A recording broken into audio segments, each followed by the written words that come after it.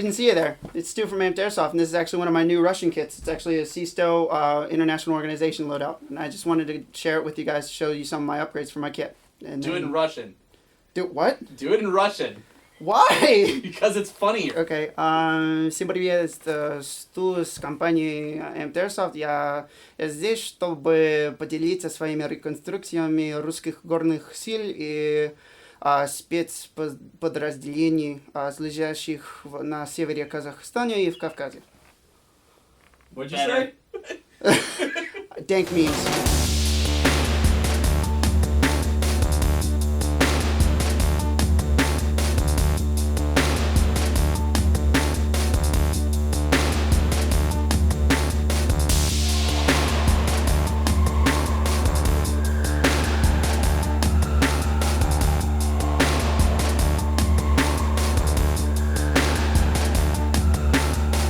Alright guys, I'm just going to give you a little rundown of my kit and everything that I use, and especially what's really helpful for me in certain events and certain like milsim games that I actually get to go to.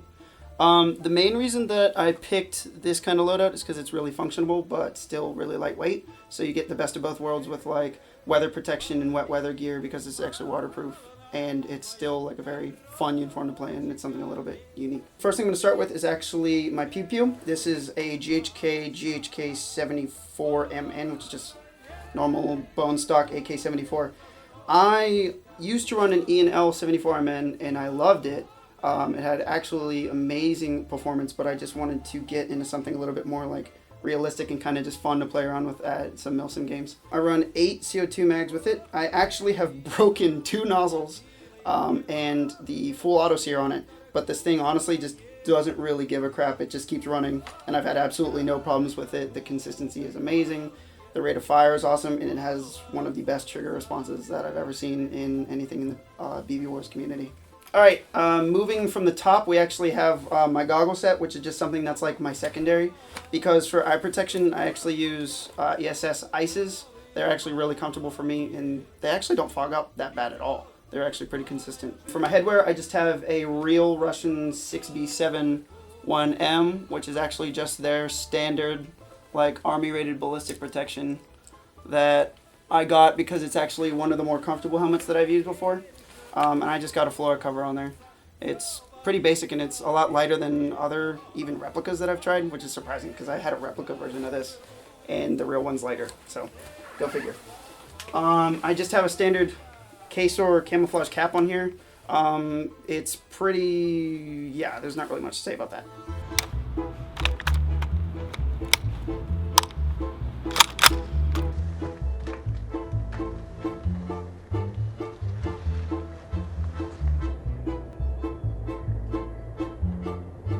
As far as rig goes, this is what I've been using ever since I actually started doing Russian kit. This is just a standard 6SH112 with a Flora camouflage pattern. I know that it's really easy to find them in Digi, but I just wanted something a little bit more old school because I like rare things, and they just came out with Flora before they started making Digi Flora for the Russian army. So I hold 8 GHK mags in the front. I have a radio pouch, any universal pouch, as well as a flare pouch that I use for my bayonet, and actually have a Russian FSS 14 light.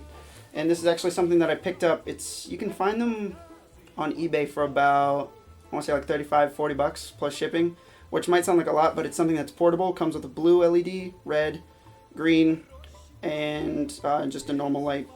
I find it really useful because it's something that is really easy to just put on a rig like a 6SH92 or a 112 or whatever you got, and you can always know where it is and it's not going anywhere. Plus it comes with a helmet clip, so I found it actually really useful.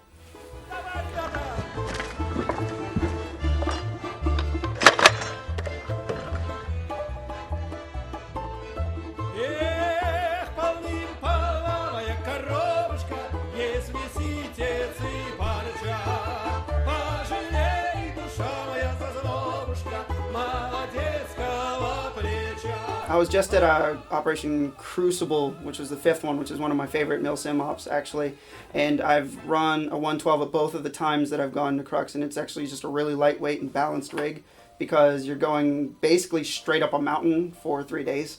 So to have something that's really balanced towards your center of gravity was really helpful. And the 112 system comes with a 50 liter ruck, which is just a 3-day ruck. I really like it because it has a bunch of dedicated pouches on the side for water bottles, a shovel pouch included, and it comes with a waterproof cover that's actually stored in the back. So that's actually really helpful to have something, then you don't have to put like a tarp over your rucksack or manage it. You can just literally rip it out and put it straight on your ruck. As far as radios go, I just use a standard Baofeng because usually whenever I'm playing, I'm not like an RTO or anything like that. So I find it really nice to just have something in case I need one, but it usually just kind of stays in there unless I'm doing some kind of role or I'm like a DMR team with some of my buddies. Hi, Brucey. That pretty much does it for the rig, I guess.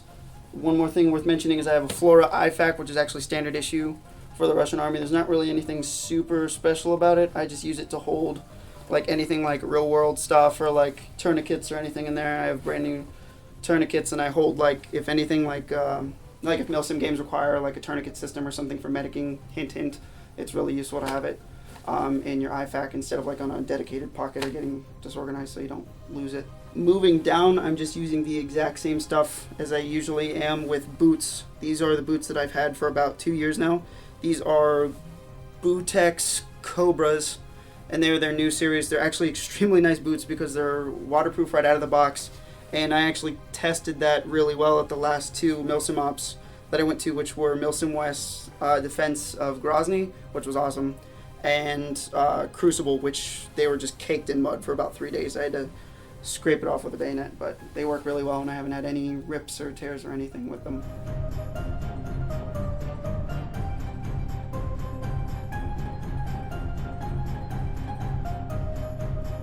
Okay, I just wanted to get a little bit more in depth about why I chose this camera pattern and why it's actually really effective for using in like Milsim games.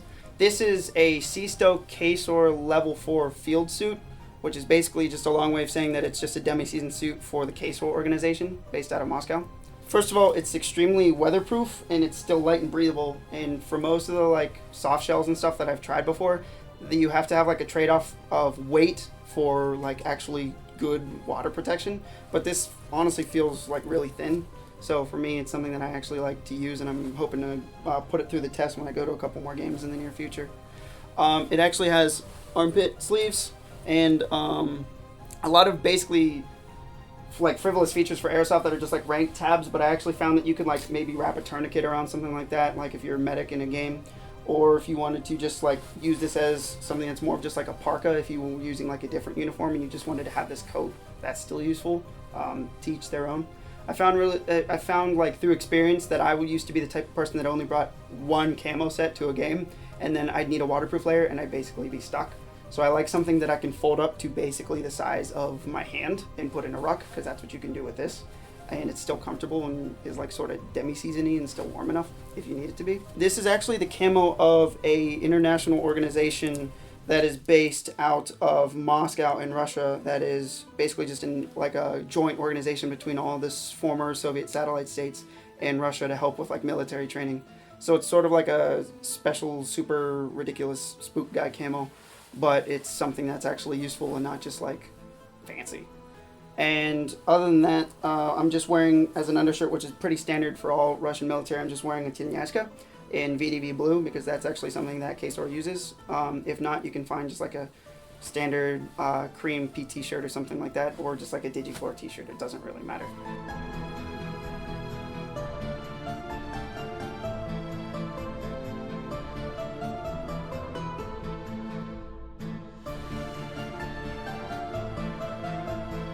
I guess that I could say that the main inspiration for me wanting to go with something like this was because I used to play a lot of events that were like green or tan camos, and my go-to loadout is my mountain loadout, which is run with Mountain Flora, which is like the perfect mix of both. So that tended to cause some problems with who was deciding what team I was on, which basically changed practically with every moment that I found somebody on the field. So I wanted to get something that's actually legit tan and inarguably such, so I don't have to like walk past people on the team and be like, remember, I'm Russian, I'm tan, don't shoot me. So this is something that's a little bit more helpful and worth it for me. Just a couple quick features about this uniform that I wanted to go over really quick. It actually has elastic adjustable collars, sleeves, and pant legs, which are nice because most BDUs of this type, you usually just have to blouse the pants into the boots. But this, they just actually have a waterproof layer that you can just put straight over the tops of your boots, which I find really useful because I'm the type of person that when I'm running around playing BB Wars and BB Warsing, my boot blouses always get screwed up and I have to just like tuck them back in, or I just suffer with wet boots. On the sides of the pants, they actually have a zipper, which allows you to kind of just adjust the waist size and Velcro under the belt. I'm also wearing a BTK belt. You can find them on eBay for like 15 bucks. Really cheap and they're really nice. They also have adjustable length of the hood with a drawstring, and there's actually Velcro on the back of the hood that you can roll it up and tuck into the collar if you don't really want to use the hood at all. Plus it makes it a little bit less of a hassle if you're trying to like get into a ruck or get into a pouch and the hood's not flapping around. They also have a pouch right under the rank tab that can be used, like I've seen pics of CSTO and KSOR using this as like a mock radio or map pouch, which I'm pretty sure is the actual purpose of those pouches on both the right and left arm. And I've also found that there are separate vents both on the inside of the thigh and adjustable leg straps, which is kind of cool because that's sort of BTK and Russia ripping off Cry a little bit, but it's actually really helpful. So no complaining here.